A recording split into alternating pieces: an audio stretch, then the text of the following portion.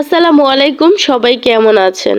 আমরা কেউ ভালো নেই, তারপরেও বলতে হচ্ছে ভালো আছি। সবার জ্বর ঠান্ডা, আর আমার জ্বর ঠান্ডার কথা শুনে আমার আম্মু গ্রাম থেকে চলে আসছে। আর এই যে দেখছো আমরা কি খাচ্ছি, এগুলো হচ্ছে কাঁকড়া। কাঁকড়া আজকে আমি ভেজে তারপর খাইছি। তো কিভাবে এটা ভাজবো সেটা তোমাদের সাথে শেয়ার করার জন্য চলে আসলাম। অনেকগুলো চিংড়ি মাছ নিছি, 2টা কাঁকড়া নিছি। আমি আধা কেজি কাঁকড়া কিনে নিয়ে আসলাম কয়েকদিন আগে। তো 2টা ভাজি করে খেয়েছিলাম আর 2টা রাইখা দিছি। তো আজকে যেহেতু মা আসছে, ভাবলাম কাঁকড়াগুলা ভাজি, বিকালবেলা একটু কাঁকড়া খেলে ভালো লাগবে। তো কাঁকড়াগুলা সুন্দর করে আমি পরিষ্কার করতেছি, আর এই উপর থেকে চারাগুলো আমি তুলে তুলে ফালাই দিলাম।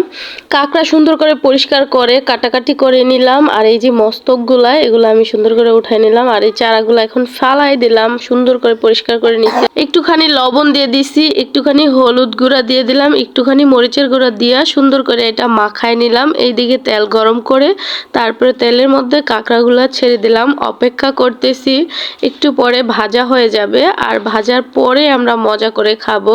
তো এই চিংড়িগুলাও আজকে আমরা ভাজবো, ভেজে তারপরে খাবো একসাথে।